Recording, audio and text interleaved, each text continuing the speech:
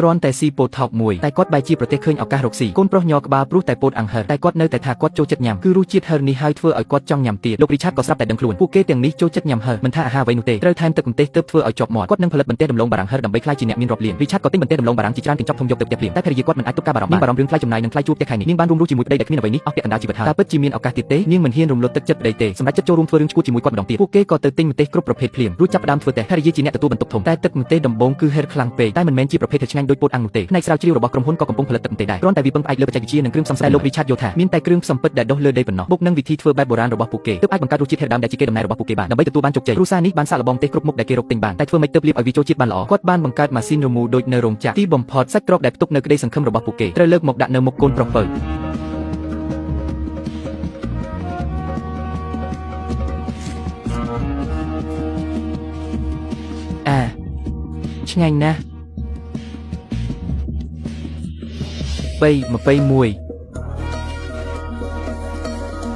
ធ្វើបតែទឹកម្ទេសបង្កើតបានសម្រេចមែនតែរោងចក្របានចាប់ផ្ដើមកាត់បន្ថយបុគ្គលិកច្រើនតែអ្នកគ្រប់គ្រងមិនស្ដាប់យោបល់គាត់សោះថែមទាំងចំអកថាការបង្កើតផលិតផលថ្មីមួយត្រូវចំណាយពេលច្រើនឆ្នាំហើយថ្លៃចំណាយរាប់លានដុល្លារឯណោះអ្នកគ្រាន់តែជាអ្នកសម្អាតបង្គន់ទេតែហ៊ានស្រមៃអីបើបោះបង់ចោលបែបនេះនោះមិនមែនជាចរិតរបស់គាត់ទេរីឆាតលួចចូលការិយាល័យរកឃើញលេខទូរស័ព្ទក្រុមហ៊ុនធំហើយទៅប្រធានាធិបតីនៅអ៊ីតាលីភ្លាមពេលប្រជុំនឹងលេខាការពារគាត់ថាខ្លួនជាអ្នកបច្ចេកទេសផ្នែកសម្អាតនោះមិនខុសអីពីអ្នកបោះសម្អាតទេយ៉ាងណាក៏ដោយទីបំផុតលេខាសម្រាប់ចិត្តភ្ជាប់ទូរស័ព្ទទៅប្រធាននេះជាការនិយាយគ្នារវាងអ្នកនៅបាតសង្គមនិងអ្នកកំពូលគេក្នុងពិភពលោកបើថាអត់ភ័យគឺកុហកហើយប្រធានក៏ស្ដាប់មិនយល់ដែររហូតដល់ឃ្លានេះថាអ្នកនិយាយក្នុងវីដេអូនោះហើយដែលធ្វើឲ្យលោកប្រធានចាប់អារម្មណ៍ខ្លាំងលោកបានទស្សនាវីដេអូខ្ញុំហើយមែនទេហើយអ្នកជាអ្នកបោះសម្អាតមែនទេលោកមើលបើលោកមិនថាអីទេខ្ញុំសូមផ្ញើគំរូខ្លះជូនលោករីឆាតខ្ញុំយល់ព្រមយ៉ាងពេញទំហឹងអរគុណលោកគាត់បានបញ្ចុះបញ្ចូលប្រធានហើយក៏បានទទួលអាសិថាគាត់នឹងប្រពន្ធបានរៀបចំគំរូទាំងបារម្ភហើយក៏បានផ្ញើចេញទៅលោកប្រធានពាន់លានរូបនេះមិនទាន់ដឹងថានឹងមានអ្វីកើតឡើងនៅឡើយប្រហែលជាអាយ៉ាលយណាស់ផាត់ទីទឹក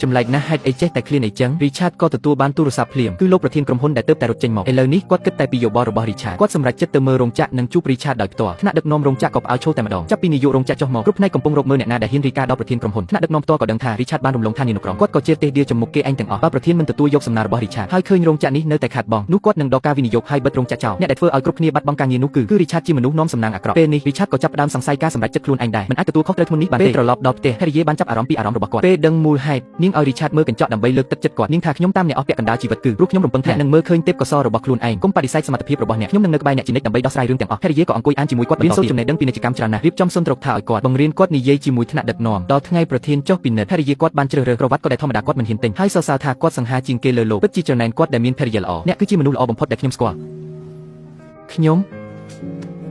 គ្មានខ្ញុំបើគ្មានអ្នកទេអរគុណដែលជឿជាក់លើខ្ញុំទាំងដែលអ្នកមិនបានពេលឡានប្រធានមកដល់រោងចក្រពេលកំណត់វាសនាបានមកដល់ហើយគាត់មិនមានអារម្មណ៍ស្ដាប់អ្វីដែលគេនិយាយទេបុគ្គលនោះគ្រាន់តែចង់ជួបលោករីឆាតអ្នកគិតថាការជួបគ្នានឹងងាយស្រួលបែបនេះមែនទេមនុស្សគ្រប់គ្នាគិតថាគាត់ជាវីរបុរសគាត់អាចដើរចូលទៅជួបថ្នាក់ដឹកនាំដោយសភាពហើយណែនាំខ្លួនបានឬនេះគឺជាការពិតជាក់ស្ដែងគាត់ត្រូវដើរឆ្លងកាត់ហ្វូងមនុស្សដដែលរវល់ច្របូកច្របល់រហូតដល់គ្មានពេលងើបមកស្វាគមន៍អ្នកណាផងថ្នាក់ដឹកនាំមានពេលខ្លីណាស់ឲ្យគាត់ប្រញាប់រៀបរាប់ពីផែនការរបស់គាត់ប៉ុន្តែគាត់មិនបានរៀនចប់បឋមសិក្សាផងឃ្លាពាក្យបច្ចេកទេសក្នុងសេចក្តីព្រាងនោះធ្វើឲ្យគាត់មិនអាចបង្ហាញគំនិតពិតប្រាកដរបស់ខ្លួនបានទេគាត់ក៏សម្រេចចិត្តបោះចោលសេចក្តីព្រាងនោះចោលទៅហើយចាប់ផ្ដើមនិយាយដោយផ្ទាល់មាត់តែម្ដងតែងតែមានអ្នករារាំងភាពជោគជ័យរបស់លោកភាគទុននេកសួរអំពីចំណែកទីផ្សារតើចំណែកទីផ្សារនឹងជាអ្វីគាត់ពុំយល់ពីអត្ថន័យនៃពាក្យនឹងទេគាត់នឹកឃើញផលិតផលលើធ្នើគាត់ក៏សម្ដែងវាទៅតាមការយល់ឃើញរបស់គាត់ចំណែកទីផ្សារប៉ុននេះក្រុមថ្នាក់ដឹកនាំជាន់ខ្ពស់នាំគ្នាសាច់អាយបន្ទាប់មកគាត់ក្នុងនាមជាអ្នកតំណាងប្រជាជនទូទៅបានរៀបរាប់ពីទីផ្សារធំសម្បើមសម្រាប់ផលិតផលនេះប្រធានក្រុមហ៊ុនក្រោកឈរហើយលាតដៃដូចគាត់ដែរសួរទៅថ្នាក់ខ្ពស់ទាំងឡាយតើបានដឹងពីចំណែកដ៏ធំនេះឬទេគាត់អរគុណលោករីឆាត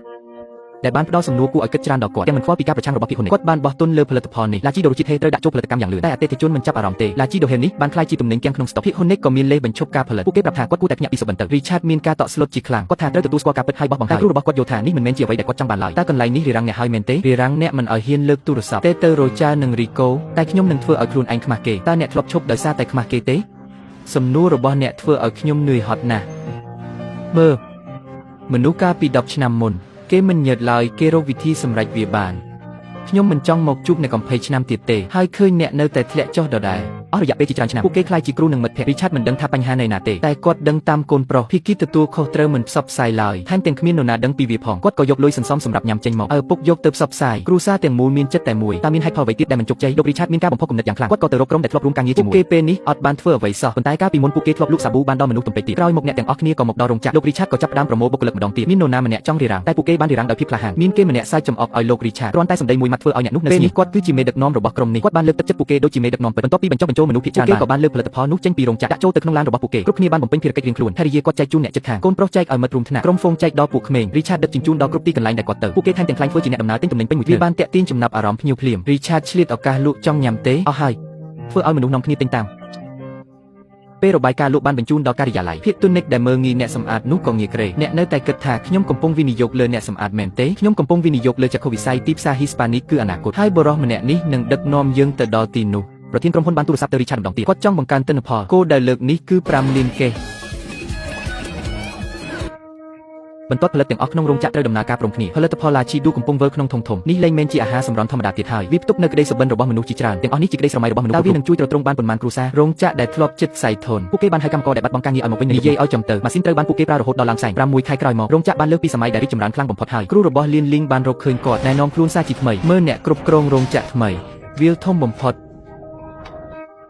ក្រៅពីសប្បាយចិត្តជំនួសគាត់ Richard ឆ្ងល់ថាខ្លួនបានឡើងតំណែងទេពេលដឹងថាគាត់នៅតែជាអ្នកអនាម័យបើអ្នកណាវិញក៏ខកចិត្តដែរគាត់មិនមែនជាមនុស្សលោកទេគ្រាន់តែចង់ធ្វើជាងជួសជុលម៉ាស៊ីនប៉ុណ្ណោះពេលមកជួបកម្រើនៅជាន់ទី2ស្រាប់តែឃើញប្រធានកំពុងរងចាំនៅមុខការិយាល័យគាត់បានប្រាប់ Richard ថាកាលនៅក្មេងខ្ញុំក៏មកពីជីវភាពទាបដែរគឺដោយសារតែកន្លែងនោះហើយក្តីស្រមៃដែលមិនអាចបោះបង់បានទើបធ្វើឲ្យគាត់ដើរដល់ចំណុចនេះគាត់យល់ថាអ្នកស្រមៃមិនត្រូវគេបង្ខាំងទេអ្នកឆ្លាតមិនចង់ទៅឃុំឃាំងពួកគេទេចំណែកមនុស្សឆ្លាតវិញគេវិនិយោគលើក្តីស្រមៃគាត់ក៏អញ្ជើញលោក Richard ឲ្យចូលរួមជាមួយពួកគេកាត់ឈ្មោះមីសត្រូវបានភ្ជាប់នឹងស៊ុមទ្វារ Richard ភ្លាមខ្លាយជានាយកទីផ្សារ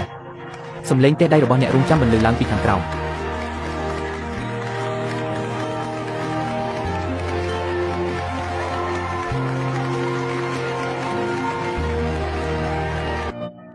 គាត់បានអង្គុយក្នុងបន្ទប់ធ្វើការរបស់ខ្លួនដូចបំណងបន្ទាប់ពីទប់អារម្មណ៍បានបន្តិចគាត់ក៏ទូរស័ព្ទទៅភរិយាភ្លាម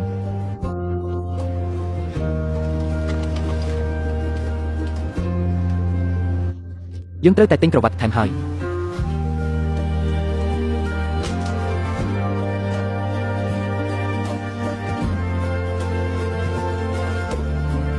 ខ្ញុំពិតជាមានមោទកភាពចំពោះអ្នក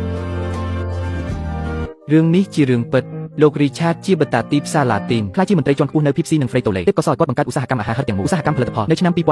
ន្ទាប់ពីធ្វើការច្នៃប្រឌិតនិងដឹកនាំអស់42ឆ្នាំគាត់ក៏បានចូលនិវត្តន៍ដោយកិត្តិយសគាត់និងភរិយាបានរួមរស់ជាមួយគ្នាជាង48ឆ្នាំភរិយាតែងតែនៅក្បែរគាត់ជានិច្ចក្រោយជោគជ័យគាត់នាំភរិយាទៅជាមួយគ្រប់ទីកន្លែងគាត់មិនមើលងាយអ្នកបម្រើធម្មតាទេមិនមើលងាយអ្នកធ្វើការងារទូទៅមិនមើលងាយអ្នកចល័តឲ្យភ្ញៀវឡើយគាត់យល់ថាគ្មានអ្នកសម្អាតណាធម្មតាទេគ្រាន់តែជាអ្នកដឹកជញ្ជូនអាហារខ្ញុំគិតថាអាជីពដែលអ្នកធ្វើមិនមែនជាអ្នកកំណត់នោះទេអ្វីដែលកំណត់អត្តសញ្ញាណរបស់អ្នកជាមនុស្សដែលអ្នកចង់ក្លាយជាព្រោះយើងកំពុងសរសេររឿងរ៉ាវរបស់ខ្លួនឯងយើងកំពុងបង្កើតវាសនារបស់ខ្លួនឯង